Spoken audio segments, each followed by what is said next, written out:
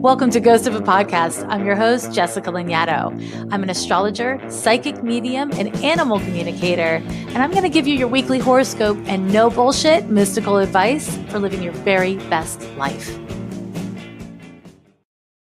Hey friends, welcome back to Ghost of a Podcast. This week I'm going to start off by giving you your horoscope for August 12th through the 18th, and then I'm going to answer a listener's question. So I hope you stick around for the second half of this podcast. But let's start off with your week ahead. First of all, how are you feeling? How did the eclipse go? There's just been so much energy building, so much emotional energy building. You may have been feeling really distracted or anxious or inspired. Whatever it is, it's just been a lot and a lot of emotion. And what's happening this week, regardless of all the astrology I'm going to give you, I'll just say it's still going to be a lot. We're still in the kind of like aftermath of this eclipse on Saturday, the 11th, or whatever day of the week it is where you're listening from. And so, if you're feeling intense, if you're feeling really kind of like activated emotionally, take care of yourself around it. Don't try to work around it. That's not what we're meant to do. Instead, try to work with your feelings and your needs so that you can not only take good care of yourself and, kind of be a good friend to yourself, but also so that you can kind of use the rest of the astrology that is available to you. So let me get into it. On the 12th, Mars Retrograde, because we still do have a Mars Retrograde, moves from Aquarius into Capricorn. Now, Mars is the planet of fighting and fornicating. We have, war is governed by Mars, at least like combat is governed by Mars, but also ambition and egoism and doing it. Mars is in the context of dating the hunter and not the gatherer, if you will. And so when Mars retrogrades, when any planet retrogrades, its energies become more inward and less kind of successful in terms of external ambition. And Mars retrograde is, a great opportunity for you to really look at your ego, to look at what you're fighting for and why, to understand how you're going about the things you do, because that's what Mars is. It's the things you do. And in particular, around your ambitions, around your relationship to anger and the way you express anger, and around sex and the kind of like active part of your sexuality. The thing about this particular shift into Capricorn is that Capricorn is the sign of, hierarchies and patriarchy and capitalism. It's kind of like the powers that be.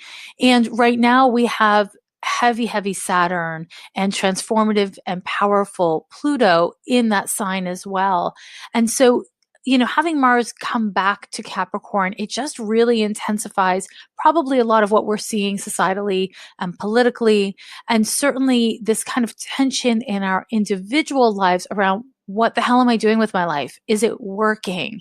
Am I brave enough to do what I actually want to do? Can I be patient enough to take the steps to get there? And so as this kind of energy moves, you're probably going to feel a shift this week. And so my advice around this is a couple of things. First of all, to really look at what you're doing. What are you fighting for in your personal life, but also in the world? What is it that you're trying to actually make happen, and why? Because if you're fighting to, let's say, maintain a job that you really hate and that isn't connected to your larger goals, perhaps you're fighting for the wrong thing. If you're fighting with someone who you don't actually trust, who you don't actually believe that you have a future with, then what are you doing, right? And in the context of the way you approach your relationships, this may be a really important time to look at the role that sex and sexual expression play in who you choose and who you stay with, and then all the things connected to that. This is a great time to reflect because it's a retrograde. And in terms of Capricorn, it's a great time to look at what you're actually doing, structurally speaking, and understand that what you do now is a foundation for what comes later. And where you're at now, the foundation of it was laid in the past in no small part by you. And, my shtick with astrology is I really do feel that there is an important dance between free will and predestiny. So really look at what you have used your will to actually do and to consent to and to engage with, because that's what Mars is all about. And if you can kind of understand how you have action and consequence playing out in your life right now, this gets really exciting, because then you can adjust your actions to get better and more effective results in your life. It's kind of, really useful. So do something with it. That's my advice. Do something with it. On the 18th, we have a bunch of things happening. We have Mercury going direct. Thank you, Jesus. This Mercury retrograde has been so annoying to me. I don't know about you guys. My internet, I swear, my internet will not work. Just no matter where I am, my phone loses its connection. I'm having lots of technical issues. I don't know what y'all are experiencing, but when Mercury goes retrograde, it's not in retrograde, it goes retrograde. When Mercury goes retrograde, there's just a lot of communication annoyances and miscommunications and, kind of stupid mistakes. And it's not the end of the world. It's pretty annoying. And I am happy to say, we've got a couple days of the shadow after the retrograde is over on the 18th, but we're just about home free. So feel good about that. It's pretty exciting. One less planet moving retrograde right now is not a bad thing. On that same day, we have a Mercury sextile to Venus, which is really a lovely, chill transit. It basically makes it a great day for connecting with people. It's a great time for meeting up with others or doing creative tasks and kind of like, smoothing stuff over socially. It's just a lovely little transit. I'm not going to talk about it too much because it's super chill. That same day, we have something else happening, which is a Jupiter trine to Neptune. Now, Jupiter trine to Neptune, these are two outer planets. They're slower moving planets. And this transit is really powerful in my view, because both of these planets, more than any other planets in the zodiac, are related to idealism and humanitarianism. Arguably, Uranus could be involved in this, but I'm just gonna stay focused on this Jupiter Neptune and not get caught in the weeds of astrology. I'm going to tell you this. Jupiter trine Neptune is an incredibly powerful transit. And on a societal level, it's going to call into question, but not in a challenging, difficult way, in a way that is really giving us an opportunity to have more empathy for each other. This transit is a spiritualizing force. It opens up our ability and willingness to see everyone as a cousin and everyone as connected. And this can kind of get lost if we let it, in a way where we just kind of are like posy vibes only, like things on social media and don't really do much else, can be a little bit escapist. But if you're willing to use that Mars retrograde in Capricorn, if you're willing to mobilize and do something, then you can use this energy as a kind of jumping off point to actualize based on what you truly believe in. Do something for others, kind of pay whatever you have to offer forward. And that means getting involved in the betterment of the environment or of social justice or the needs of others. Because, hopefully that there's a lot of messed up shit happening right now. And there are many ways to be involved. But this week, and in particular around the 18th, is such a powerful time to put yourself out there and to share of yourself and to be of service to something that you really believe in, and to allow empathy to empower you towards a powerful action forward. On more of a personal level, this is an excellent time for, again, connecting to spirituality, to kind of being open spiritually. And it's also a great time if you're an artist or if you're studying some sort of the creative arts around like philosophy, or if you're a writer or whatever. This can just be a time where you feel really inspired and really connected to your muse. And it's one of those things where, in my view, generally, these trines, as we have a trine here, it's a 120-degree angle, and it is a lovely flow of energy. And these trines, if you don't really do anything, then it kind of feels nice and it feels chill, and you feel like, oh, I got a lot done that day, or I was feeling inspired that day. But if you leverage this energy, if you decide that you're going to acknowledge the energy and work with the energy, it's so powerful and connections happen. So my hope is that you acknowledge both sides of this transit, both the kind of social side and the personal side to make the most of it. And connected to that, I would say, really ask yourself this week across the boards, what am I doing in my life that reflects what I believe and what I want to see in the world? Because, this isn't a time in history. And in general, I think it's arguable. It's never really a time, but for sure right now, it isn't a time to wait for someone else to do something. Okay. It's time to get actively involved and to do your own little part to help the world.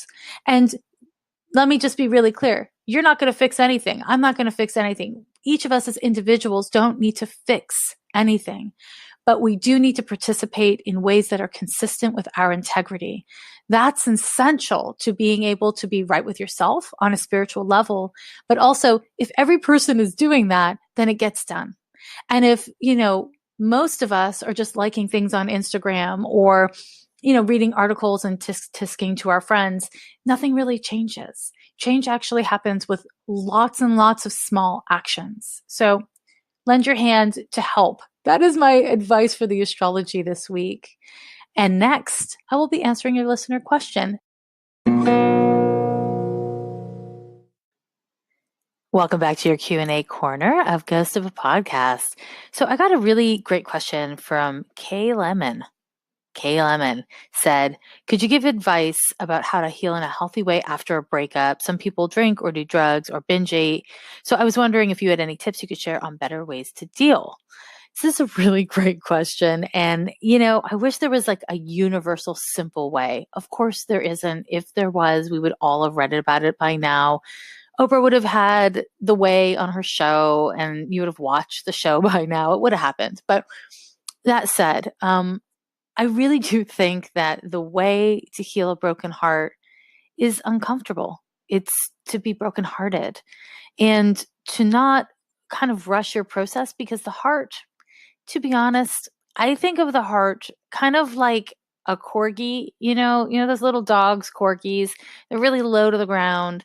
But I think of the heart as kind of like a corgi with a cone on its head, low to the ground, kind of, not super mobile, can't really see outside of what's directly in its vision. That's kind of how I think of the heart. And so often what our heart wants and how our heart processes through things is not consistent with what we think we should want or what we cognitively believe.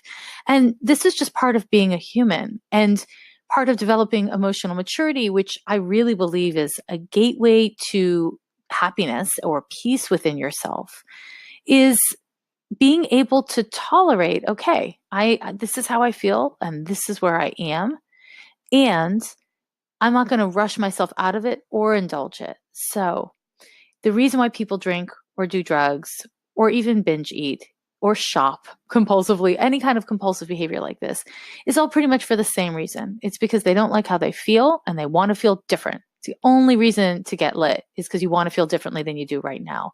The only reason to binge eat or watch 12 hours of Netflix in a row is because you don't want to feel what you're feeling. And to a certain extent, that's okay. And that extent, to the extent of which it is okay, is really up to you to determine for yourself. Although it's always wise to get, counsel from friends and people who know you about whether or not you're checking out too much or self-harming instead of self-helping. But really, I think that the reason why we do this is we don't know how to feel what we're feeling.